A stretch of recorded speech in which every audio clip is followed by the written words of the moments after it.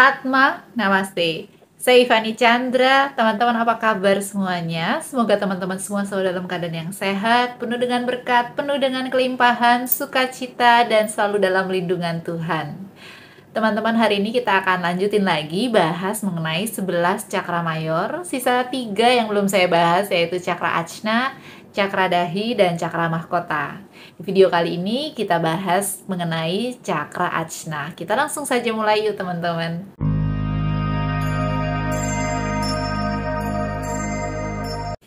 Cakra ajna itu letaknya ada di antara alis ya teman-teman. Dan pada sebagian ajaran cakra ajna ini juga sering dikatakan sebagai mata ketiga.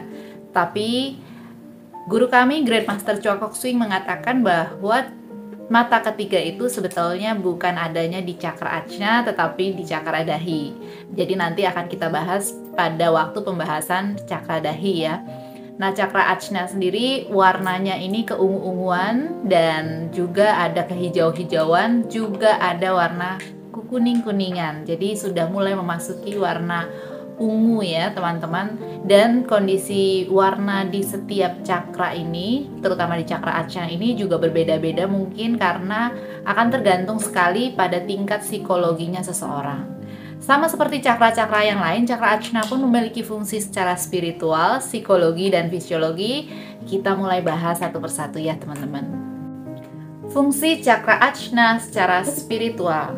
Kalau cakra solar plexus yang pernah saya bahas di video sebelumnya itu adalah cakra yang menguasai emosi.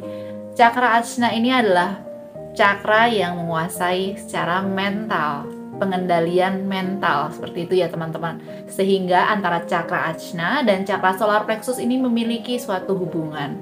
Seseorang yang memiliki emosi yang menggebu-gebu, yang tidak bisa teratasi, jika memiliki cakra ajna yang besar, ia akan sanggup untuk mengendalikan emosi dan pikirannya. Maka dari itu penting banget untuk mengaktifkan cakra ajna. Karena cakra ajna inilah yang dapat mengendalikan kehidupan seseorang ya. Cakra ajna ini kalau boleh dikatakan adalah cakra yang mengelola pikiran dan pemahaman. Sehingga kalau misalnya kita memiliki urusan atau pikiran yang buruk, pikiran yang negatif, itu keterikatannya ada di cakra ajna.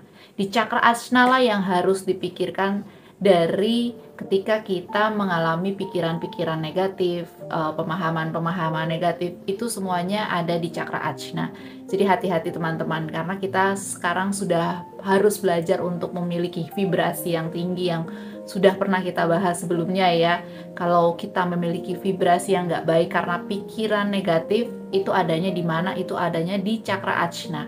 Sehingga cakra ajna inilah yang harus diterapi duluan atau di-healing duluan oleh seorang penyembuh prana jika pasiennya mengalami suatu kondisi psikologi yang tidak baik ya teman-teman. Lalu bagaimana fungsi cakra ajna secara psikologis? Seperti yang tadi saya katakan bahwa cakra ajna ini adalah pusat dari pemahaman, pusat dari pemikiran. Maka dari itu pemahaman dan pemikiran ini kalau bergabung menjadi suatu kecerdasan. Ya, kecerdasan. Seseorang yang sangat cerdas luar biasa itu tentu saja memiliki cakra ajna yang sangat aktif, sangat baik. Tetapi kalau misalnya cakra ajna ini berkembang, seseorang itu cerdas, tetapi cerdasnya ini hanya dalam pemikiran-pemikirannya saja, tidak bisa dikeluarkan. Ini juga hanya berupa kecerdasan yang steril karena tidak bisa terimplementasikan. Apa yang dipikirkannya tidak bisa dilaksanakannya. Ini artinya juga nggak baik. Cakra ajna yang sangat aktif, yang sangat baik adalah cakra ajna yang bisa mengatur semua sumber daya yang ia punya. Manusia, sumber daya, akhirnya seseorang yang memiliki cakra ajna yang baik ini adalah orang-orang yang dapat memimpin dengan baik. Maka dari itu biasanya seorang leader yang sangat baik, sangat ideal ya, itu biasanya memiliki cakra ajna yang sangat aktif. Seseorang yang memiliki cakra ajna yang aktif, yang sehat, yang baik, itu dapat bekerja pada tingkat stres yang tinggi, tetapi ia tetap tersenyum. Teman-teman, cakra ajna, cakra solar plexus, dan cakra dahi ini sangat berkaitan ya dalam dalam menyusun pemikiran seseorang. Jadi kalau orang itu mau melakukan tindakan ini dipengaruhi oleh ketiga cakra ini, cakra solar plexus, cakra ajna, dan cakra dahi. Kalau kemarin kita sudah belajar bahwa cakra solar plexus seseorang ini sangat mempengaruhi kehendak rendah ya. Jadi kemampuan untuk fighting, kemampuan untuk melakukan sesuatu, kemampuan untuk marah, bertahan, itu adanya di cakra solar plexus.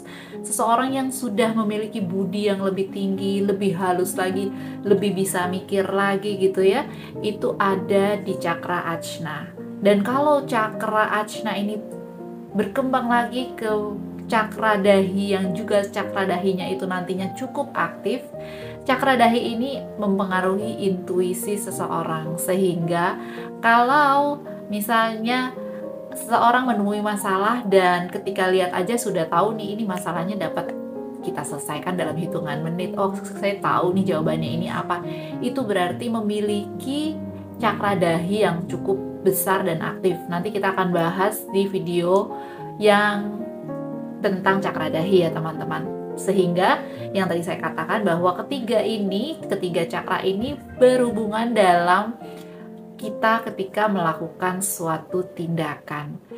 Jadi kalau nantinya cakra ajna ini akan menguasai otak kiri, jadi cakra ajna ini adalah cakra yang rasional, otak kiri ya, tindakan-tindakan rasional, otak kiri, lalu juga mata kanan dan telinga kanan.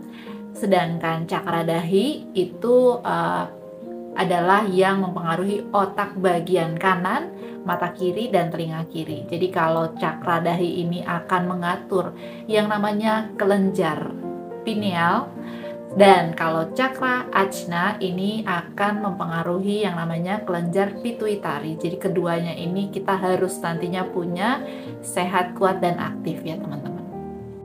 Lalu bagaimana manfaatnya cakra ajna dalam fungsinya untuk mengatur fungsi fisiologis? Jadi cakra ajna ini mengatur kelenjar pituitari, selain itu juga mengatur kelenjar endokrin. Jadi yang tadi saya katakan ya, memberi energi kepada otak bagian kiri atau otak rasional yang kita kenal. Dan cakra ajna juga memberikan energi kepada otak sampai batas tertentu, karena nantinya ada juga cakra dahi dan cakra mahkota. Cakra ajna ini sering banget disebut sebagai cakra master karena banyak mengatur cakra-cakra mayor lainnya ya, jadi dikendalikan juga pada cakra ajna.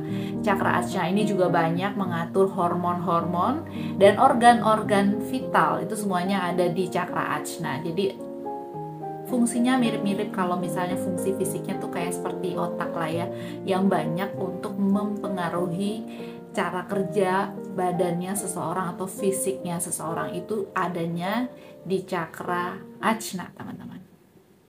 Penyakit apa saja yang dapat ditimbulkan jika cakra ajnanya mengalami gangguan? Jika cakra ajna mengalami gangguan, kelenjar endokrinnya juga ikut terganggu. Maka dari itu penyakit yang bisa saja ditimbulkan yaitu penyakit yang ada hubungannya dengan hidung tersumbat, atau penyakit mata yang serius, atau penyakit sinusitis. Itu biasanya selain cakra ajnanya mengalami gangguan, cakra solar plexusnya juga mengalami gangguan. Cakra ajna juga berhubungan dengan cakra dasar sangat erat ya, sehingga kalau seseorang mengalami gangguan kulit yang cukup serius, itu juga biasanya cakra ajnanya mengalami gangguan.